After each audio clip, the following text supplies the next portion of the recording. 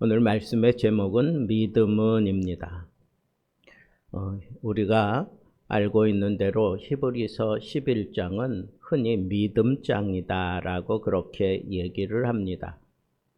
그런데 10장 제일 마지막 부분에 너희들이 믿음으로 인내해야 된다 라고 하는 그런 측면에서 권면이 나와 있고, 그 믿음으로 인내하면서 살아가는 그것이 바로 우리가 이 땅에 사는 동안 해야 되는 가장 궁극적인 우리들의 삶의 목적임을 밝혔기 때문에 이제 11장에서는 믿음이 도대체 뭐냐, 그리고 믿음으로 인내하며 살아왔던 그 수많은 믿음의 영웅들을 쭉 열거하고 있기 때문에 이 믿음이 우리의 삶에 구체적으로 어떤 시대에 어떤 상황에서 어떤 사람이 그 믿음을 어떻게 지켜냈는지를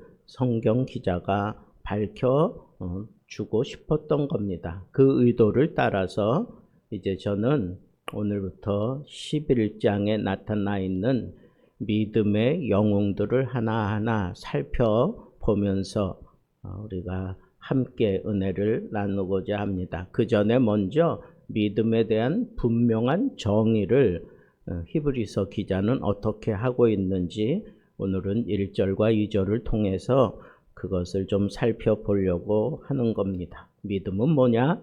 한마디로 얘기하면 보이지 않는 것을 붙들고 사는 것이 믿음이다 라고 그렇게 히브리서 기자는 얘기했습니다. 이것도 그 시대 상황을 이해하면 왜 이렇게 믿음을 정의했는지 우리가 충분히 이해할 수가 있습니다. 사람은 근거를 필요로 하는 그러한 존재입니다. 통장 잔고가 근거가 되기도 하고 건강검진 결과가 근거가 되기도 합니다. 사람의 인정이 근거가 되는 경우도 있습니다. 눈에 보이는 것이 든든하면 마음이 평안하고, 눈에 보이는 것이 흔들리면 삶도 흔들리는 게 우리네 인생의 삶의 모습인 것 우리는 부정할 수가 없습니다.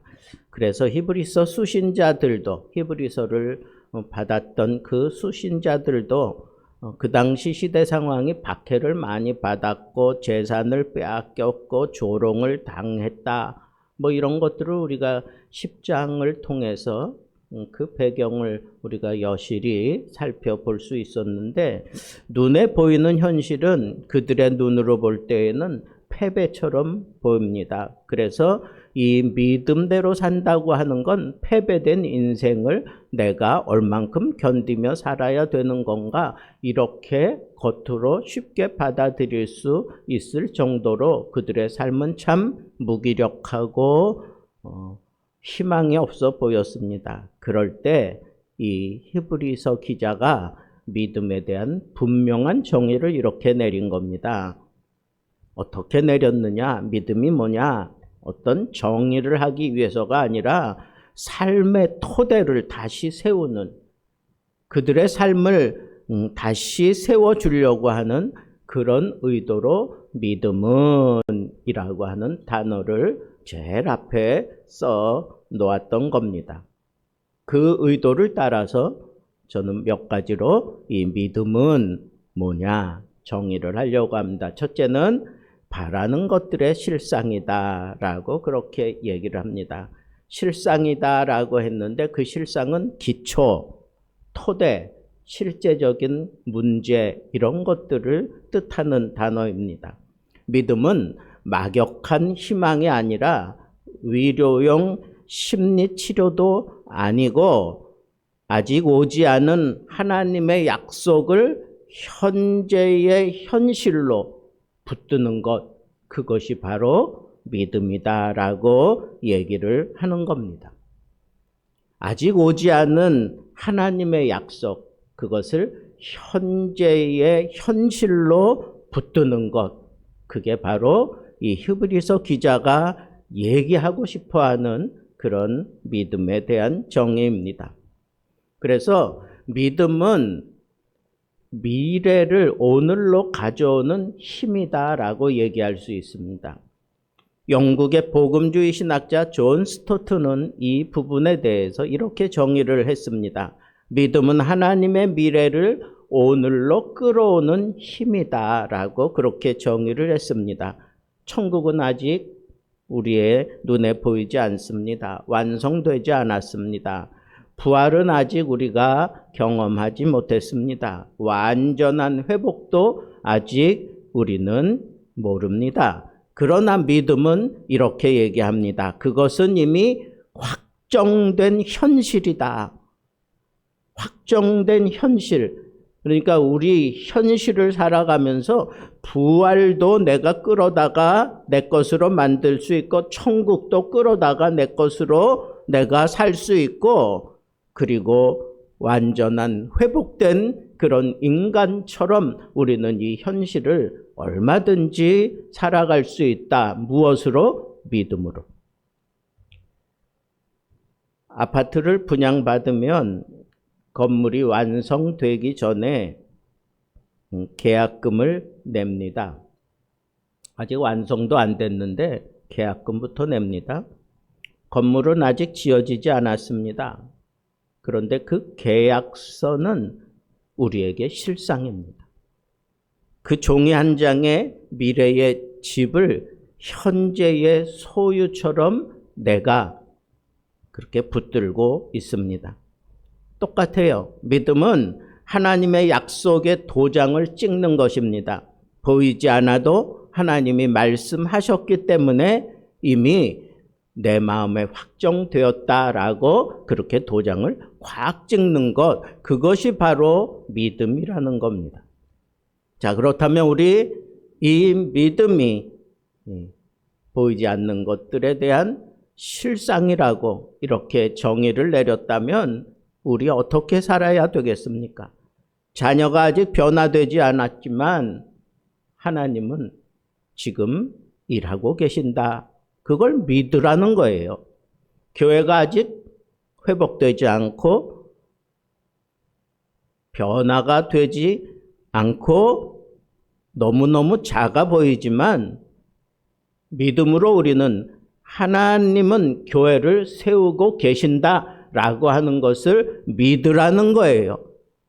그걸 믿지 못하게 만드는 현실적인 요소들이 너무 많아요. 재정적인 압박, 그리고 텅 빈 교회 자리, 그리고 교인들 간에 그 주눅 들어있는 모습, 나가서 전도하며 뭔가 굉장하게 채울 수 있는 그런 희망이 없는 절망에 쩌들어 있는 상황일지라도 우리에게 믿음이 작동하기 시작한다면 하나님은 지금도 이 교회를 세우고 계신다라고 하는 것을 우리가 믿을 수 있다는 거예요.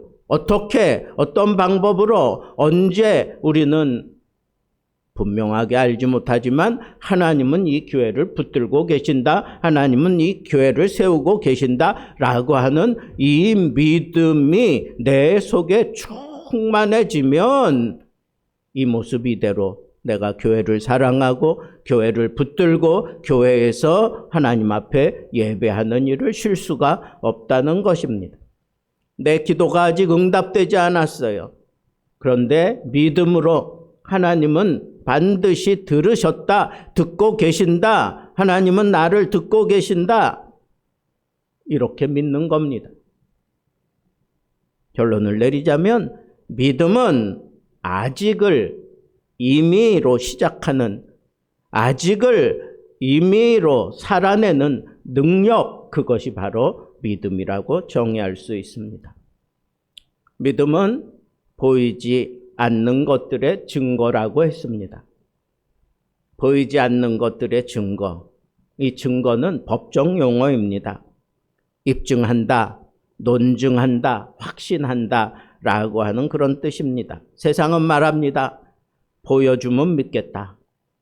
믿음으로 성경은 이렇게 조명합니다. 믿으면 보게 된다. 시각 정리 싸움이에요. 보이는 것이 전부가 아니다라고 하는 것을 우리는 잘 알고 있습니다. 공기 보입니까? 그러나 존재를 압니다. 우리는 사랑을 눈으로 보지 못합니다. 그러나 경험합니다. 마찬가지로 하나님은 보이지 않지만 믿음은 그분의 실제를 확신하게 만들어 주는 겁니다. 둘째로 이 믿음은 말씀에 근거한 삶입니다.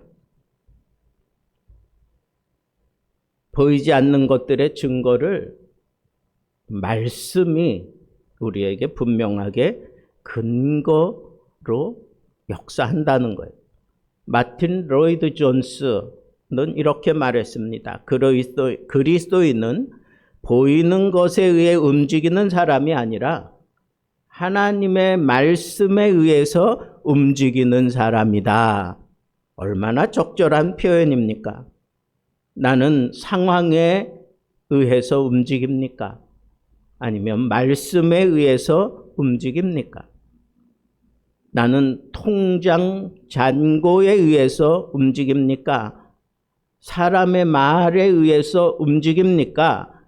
아니면 하나님의 약속이 나를 움직이게 만드는 겁니까? 믿음이 있느냐 없느냐가 이렇게 분명하게 갈라지고 있습니다. 세 번째로 믿음은 하나님의 인정을 받는 것입니다. 선진들이 이로써 증거를 얻었느니라. 우리 앞서간 믿음의 그 선진들이 증거를 분명히 얻었다라고 얘기했습니다. 증거를 얻었다는 말은 하나님께서 인정하셨다는 거예요. 뭐에 대해서? 그들의 믿음의 모습에 대해서 하나님이 인정하셨다는 거예요. 믿음은 세상의 성공을 보장하지 않습니다. 그러나 하나님의 인정을 보장합니다. 아벨은 죽었습니다. 노아는 조롱받았습니다. 아브라함은 떠돌이였습니다. 그러나 하나님을 말씀하셨습니다. 그는 의롭다. 그들은 의롭다라고 말씀하셨습니다. 믿음의 평가는 결과가 아닙니다. 하나님의 인정입니다. 세상은 결과를 보지만 하나님은 믿음을 보시는 겁니다. 믿음은 감정이 아니라 결단입니다. 믿음은 기분이 아닙니다. 뜨거운 예배 분위기도 아닙니다. 믿음은 결단입니다. 이해되지 않아도 순종하는 것, 불안해도 기다리는 것, 보이지 않아도 붙드는 것. 믿음은 확신이 생긴 후 움직이는 것이 아니라 하나님을 신뢰하기로 선택하고 붙드는 것, 그것이 바로 믿음이다라고 얘기할 수 있습니다. 오늘날 많은 사람들이 믿노라 하면서 감정적인 조그마한 변화만 생겨도 그 행동이 팍팍 변하는 경우를 우리는 많이 봅니다. 여러분, 믿음은 그런 게 아닙니다. 믿음은 우리의 감정을 따라 움직이는 게 아니라 하나님 앞에 내가 결단하고 의지로 그것을 채워넣는 겁니다. 오늘 우리의 시대를 한번 돌아보십시오. 우리는 불안의 시대를 사는 것 같습니다. 경제적인 불안, 다음 세대의 불안, 교회의 약화, 신앙이 점점 식어져가는 냉각 현상이 우리 눈에 여지없이 파고들고 있는 시대이기 때문에 희망보다는 염려가 앞서는 시대입니다. 그럴 때 히브리서 기자가 이렇게 얘기하는 겁니다. 보이는 것이 전부가 아니다. 하나님은 여전히 통치하고 계신다. 그리스도는 여전히 중보하고 계신다. 하나님의 약속은 여전히 유효하다. 그러니까 그런 것들, 눈에 보이는 것에 따라 흔들리는 그런 모습을 보이지 말아라 하는 겁니다. 그래서 믿음의 자리로 우리를 초청합니다. 사랑하는 성도 여러분, 지금 여러분의 삶을 흔드는 것이 무엇입니까? 질병입니까? 자녀 문제입니까? 경제적인 어려움입니까? 사역의 침체입니까? 오히려 하나님은 묻습니다. 너는 무엇을 근거로 지금까지 살아왔느냐? 보이는 상황이냐? 아니면 보이지 않는 나의 약속이냐? 하나님은 우리에게 아주 강하게 지금 묻고 계십니다. 말씀을 맺겠습니다. 믿음은 삶의 토대입니다. 히브리서 11장은 영웅 이야기가 아니라 어쩌면 평범한 사람들이 어떻게 하나님을 붙들었는지를 보여주는 장입니다. 그런데 놀라운 것은 그 평범한 사람들이 하나님의 약속을 붙들었기 때문에 오늘날 우리에게 믿음의 영웅이라고 하는 칭호를 듣는 것입니다. 믿음은 특별한 사람의 능력이 아닙니다. 모든 성도의 기초입니다. 오늘 우리가 붙들어야 할 것은 보이는 결과가 아닙니다. 보이지 않는 하나님입니다. 믿음은 현실을 부정하는 것이 아닙니다. 현실 위에 하나님의 약속을 세우고 그것을 붙들고 사는 겁니다. 믿음은 아직 보이지 않는 하나님의 약속을 삶의 가장 확실한 토대로 삼고 살아가면서 그 호흡을 통해 이 세상을 변화시키는 것, 그것이 바로 믿음입니다.